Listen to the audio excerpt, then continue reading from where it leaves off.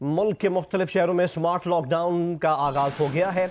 स्वात, पेशावर, सरगोधा और इस्लामाबाद के मुख्तलिफ इलाकों को सील किया गया है। लाहौर के कुछ इलाकों में आज रात 12 बजे से स्मार्ट लॉकडाउन का आगाज़ होगा। स्मार्ट लॉकडाउन वाले इलाकों में आमदोरफ्त बंद रहेगी। अशिया खुरनोश, अद्वियात और एमरजेंसी सर्विस की दुकानें खुली रहेंगी। वजीर सेहत पंजाब यास्मीन राशिद कहती हैं, बहुत समझाने पर भी लोगों ने SOPs पर अमल नहीं किया। खास तौर पर लाहौरी कुछ भी सुनने को तैयार नहीं। कराची के जिला गरबी में कोरोना वायरस का फैलाव रोकने के लिए 5 टाउन्स की 16 यूनियन काउंसिल्स में स्मार्ट लॉकडाउन करने की सिफारिश की गई है। स्मार्ट लॉकडाउन के लिए जिला हेल्थ ऑफिसर ने डिप्टी कमिश्नर डिस्ट्रिक्ट वेस्ट को खत लिख दिया। जिला गरबी में कोरोना के मरीजों की तादाद के लिहाज से साइट पहले और बल्दिया टाउन दूसरे नंबर पर है। मुतासरा इलाकों में गुलशन मेमार और खुदा की बस्ती, सुरजानी टाउन का सेक्टर 11-1, सईदाबाद, मस्जिद रोड और उमर खान रोड शामिल हैं।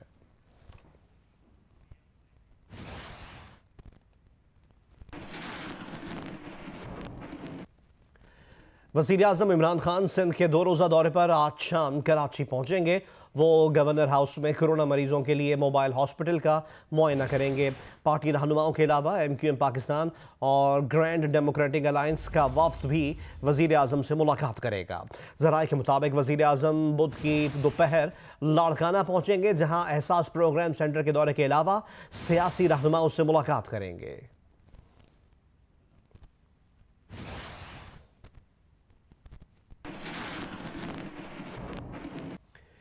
वज़ीर आला सिंध के मुशीर मुर्तज़ा वहाब ने कहा है कि सिंध में कोरोना के 85% केसेस कराची में हैं और शहर की किसी गली को लॉकडाउन के लिए मुंतखब करना मुश्किल है। प्रोग्राम आज शाहज़ेब खानज़ादा के साथ में गुफ्तगू करते हुए उनका कहना था कि कराची में वफाकी इदारों का बहुत अमल दखल है। जब तक वफाकी और सूबाई हुकूमत मिलकर एक पॉलिसी नहीं बनाएंगे, मौसर लॉकडाउन नहीं हो पाएगा। वज़ीर आला सिंध की वज़ीर आज़म से मुलाकात हुई तो उनके सामने तमाम गुजारिशात रखेंगे।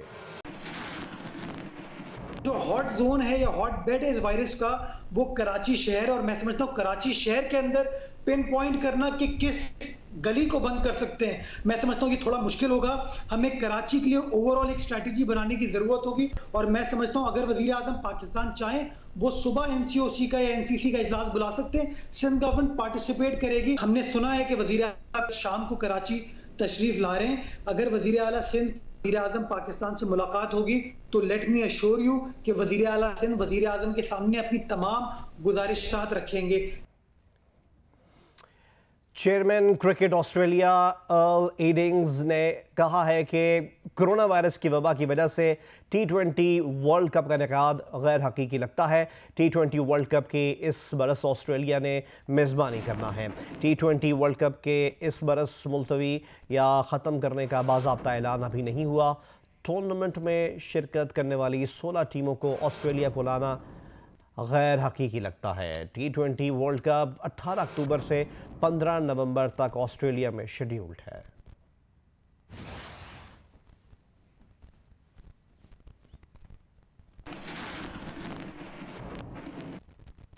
दीगर खबरें शामिल करें और आपको बताएं कि कराची के इलाके खारदर में एक ही घर के 3 बच्चे पुरअसरार तौर पर इंतकाल कर गए। ज़राए के मुताबिक हलाकत मुबैना तौर पर जहर खुरानी से हुई। अहले खाना ने मुकदमा दर्ज कराया और ना ही पोस्टमार्टम करवाया। पुलिस ने इब्तदाई बयानात कलमबंद कर लिए हैं। हमें रिपोर्ट करेंगे नुमाइंदा जियो न्यूज़ कसीम सईद। कराची के इलाके खारादर में एक ही घर के 3 बच्चों की हलाकत मुअम्मा बन गई। ज़राए के मुताबिक जहर खुरानी की इत्तला पर गुज़िश्ता रात 3 सगे भाई बहनों को अस्पताल ले जाया गया। कौमी इदारा बराए इत्फाल के एग्जीक्यूटिव डायरेक्टर जमाल रजा के मुताबिक 11 साला बच्ची को मुर्दा हालत में अस्पताल लाया गया। लवाहिकीन पोस्टमार्टम कराने के लिए भी तैयार न थे। उधर पुलिस का कहना है कि 3 बच्चों की एक साथ हलाकत मामूली बात नहीं। जहाँ बहक बच्चों में 11 साल की आयजा, 8 साल का साद और 2 साल की सफ़ा शामिल हैं। लवाहिकीन के इब्तदाई बयान के मुताबिक बन सोट से बच्चों को गुज़िश्ता रोज बर्गर खिलाया था और घर पर भी खाना पकाया गया था। पुलिस के मुताबिक रात को घर में कीड़े मार दवा का स्प्रे होने की भी इतलात हैं, लेकिन घर में कीड़े मार दवा के स्प्रे की लवाहिकीन ने अब तक तस्दीक नहीं की। पुलिस का कहना है कि घर में किया गया स्प्रे भी मुमकिन तौर पर बच्चों की मौत की वजह हो सकता है। बच्चों के दादा का इब्तदाई बयान भी कलमबंद किया गया है। बच्चों के वालिद के कोयटा से आने के बाद मैयतों की तदफीन मेवा शाह कब्रिस्तान में कर दी गई। वाक़े से मुतालिक अहले खाना ने मीडिया को मौक़िफ़ देने से इनकार कर दिया। खुशाब के इलाके नाड़ा शिमाली शेरवाली में जायदाद के तनाज़े पर फायरिंग करके 4 सगी बहनों को कत्ल कर दिया गया। पुलिस के मुताबिक थाना सदर खुशाब के गांव नाड़ा शिमाली बस्ती शेरवाली में जायदाद के तनाज़े पर मुलजिमान ने शेर मोहम्मद मरहूम के घर पर फायरिंग कर दी, जिससे शेर मोहम्मद की 4 बेटियां बुशरा बीबी, शाजिया बीबी, नसरीन बीबी और सुल्ताना बीबी जाँ बहक हो गई। पुलिस के मुताबिक शेर मोहम्मद मरहूम का कोई बेटा नहीं। पुलिस के मुताबिक कत्ल की वारदात जायदाद के तनाज़े पर हुई।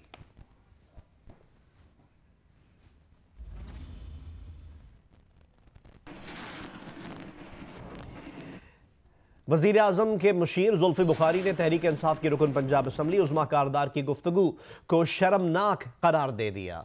कहा, उज़्मा कारदार की जानिब से खातून अव्वल की पीठ पीछे उनसे मुताल्लिक़ गुफ्तगू शर्मनाक है। वज़ीर आज़म और खातून अव्वल की इज़्ज़त हम सब के लिए सबसे पहली तरजीह है। अगर पार्टी से वाबस्तगी का दावा करने वाली शख्सियत ऐसा करे तो यह परेशान कुन है। उज़्मा कारदार को कल हुकूमत पंजाब के तर्जुमान के ओहदे से हटा दिया गया था। उज़्मा कारदार की एक टेलीफोनिक गुफ्तगू इंटरनेट पर लीक हुई थी। वज़ीर इत्तलात फैयाज़ुल हसन चौहान ने उज़्मा कारदार को ओहदे से हटाने का बाज़ाब्ता नोटिफिकेशन जारी किया।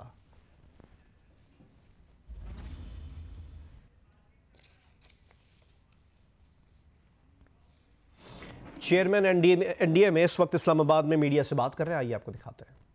107 बना दी हैं और लेबॉर्ट्रियों को 150 तक अगले महीने के मिडल तक लेके जाने का हमारा इरादा है।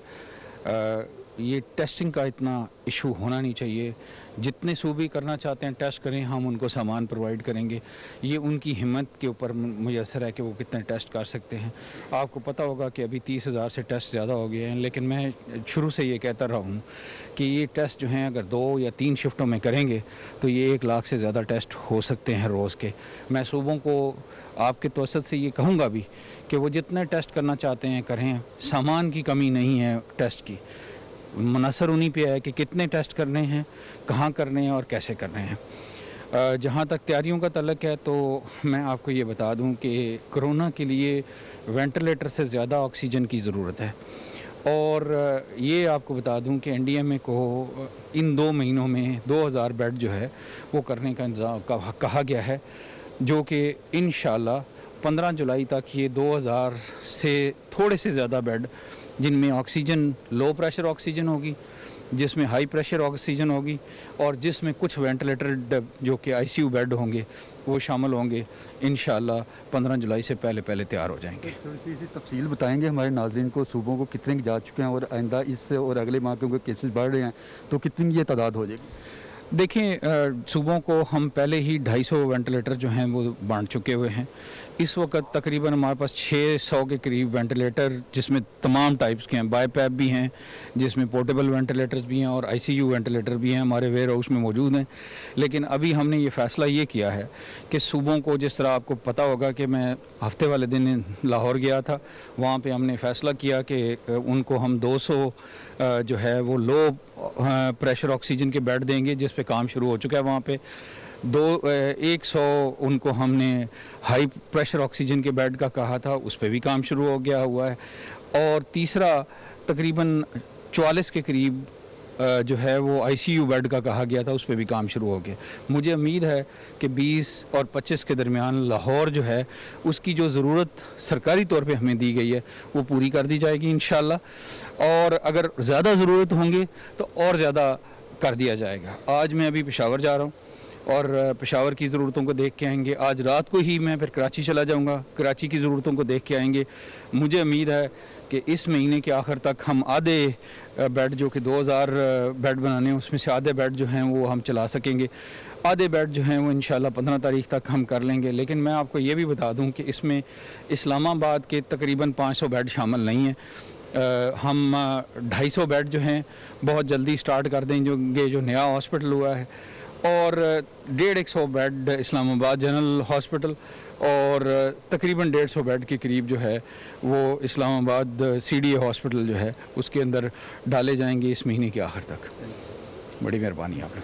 Thank you. बहुत एक दफ़ा फिर मैं गवर्नमेंट ऑफ चाइना का और एम्बेसडर मिस्टर याओ का शुक्रगुजार हूँ कि इन्होंने ना सिर्फ हमारी इमदाद की बल्कि टाइम निकाला और हमारा हौसला बढ़ाने आए। Thank you very much excellency. Thank you. Islamabad चीन से इमदादी सामान लेकर एक और तैयारा इस्लामाबाद पहुंच गया। इस मौके पर chairman NDMA lieutenant general Mohammad Afzal चीनी सफ़ीर के हमरा मीडिया से गुफ्तगू कर रहे थे। इस दौरान उन्होंने चीनी हुकूमत का शुक्रिया भी अदा किया। मीडिया से गुफ्तगू करते हुए चेयरमैन NDMA ने बताया कि सूबे जितना टेस्ट करना चाहते हैं अब कर सकते हैं, सामान की कोई कमी नहीं है। इस्लामाबाद एयरपोर्ट पर वो मीडिया से गुफ्तगू कर रहे थे। उन्होंने ये भी कहा कि हुकूमत और आवाम की तरफ से चीन के शुक्रगुजार हैं, चीन के साथ ताउन और इक़दामात को सराहते हैं। चीन के पाकिस्तान के साथ ताउन और इक़दामात को सराहते हैं, ये कहना था चेयरमैन NDMA का।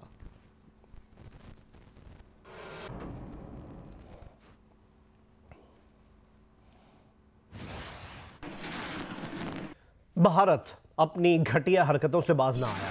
नाम नेहाद जमहूरियत का दावेदार भारत पाकिस्तान दुश्मनी में तमाम सिफारती आदाब भी भूल गया। नई दिल्ली में पाकिस्तानी हाई कमीशन के एहलकारों का पीछा करने और हिरासा करने का सिलसिला फिर शुरू कर दिया। इस्लामाबाद में भारतीय हाई कमीशन के 2 एहलकारों ने राहगीर को गाड़ी की टक्कर मारकर शदीद जख्मी किया तो उन्हें गिरफ्तार कर लिया गया, जिसके बाद भारतीय सिक्योरिटी फोर्सेस ने नई दिल्ली में पाकिस्तानी हाई कमीशन का मुहासरा कर लिया। दूसरी तरफ सिफारती इस्तिस्ना का फायदा उठाकर भारतीय हाई कमीशन के एहलकार अपने साथियों को सेक्रेटेरिएट थाने से छुड़ा ले गए।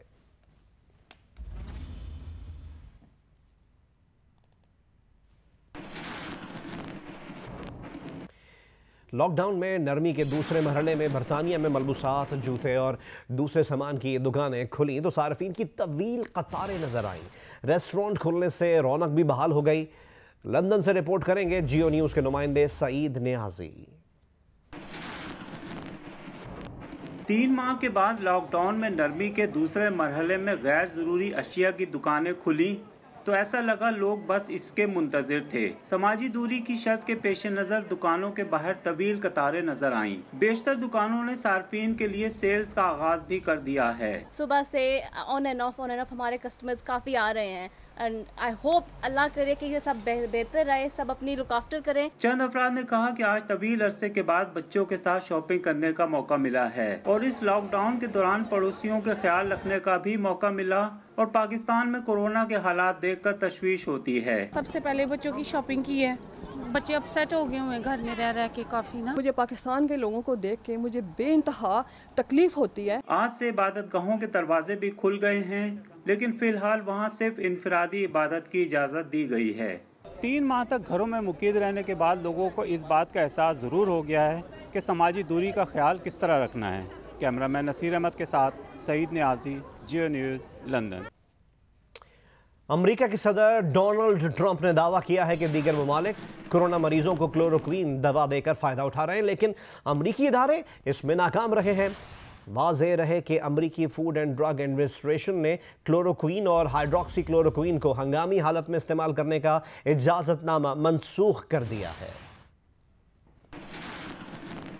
दरियाए स्वात के किनारे आबाद फूड स्ट्रीट सयाहों को हमेशा अपनी तरफ मुतवज्जा करती है, लेकिन लॉकडाउन और कोरोना वायरस ने फूड स्ट्रीट का कारोबार बुरी तरह मुतासर किया है। मज़ीद तफसीलात बता रहे हैं स्वात से नुमाइंदा जियो न्यूज़ महबूब अली। स्वात के शहर मिंगोरा के मज़ाफ़ात में कायम फूड स्ट्रीट लजीज खानों और हसीन मनाजिर के बाइस यहाँ आने वाले सयाहों की पसंदीदा जगह है। सयाहती मकामात कालाम, मालम जब्बा और म्यादम जाने वाले सयाह दरिया किनारे आबाद इस स्ट्रीट का ज़रूर रुख करते हैं। तहम लॉकडाउन और कोविड-19 के बाइस 3 माह से इस फूड स्ट्रीट की रौनकी भी मांद पड़ गई है। लॉकडाउन के वजह से हमारा कारोबार बहुत ज़्यादा ख़राब हुआ है। पहले ज़्यादा कारोबार होता था, अभी 10% से भी कम होता है। लॉकडाउन की वजह से अब होटल जो है वो मुकम्मल तौर पर खुला नहीं है। फूड स्ट्रीट्स में रेस्टोरेंट्स के अलावा आइसक्रीम, पिज़्ज़ा सेंटर्स और फास्ट फूड्स के होटल्स भी मौजूद है, जिसमें काम करने वाले सैकड़ों अफराद भी बेरोजगार हो गए हैं। 3 महीने लॉकडाउन की वजह से हमारा तनख्वाह भी नहीं मिल रहा। जो वेटर लोग है, कुक है, जितना भी है 40-50 बंदे हैं, वो मुतासिर हुआ है। लॉकडाउन और कोविड-19 ने जहां दीगर शोबों को मुतासिर किया है, वहीं स्वात का ये फूड स्ट्रीट भी वीरानी का मंजर पेश कर रहा है। कैमरामैन मोहम्मद जुबैर खान के साथ महबूब अली, जियो न्यूज़, स्वात।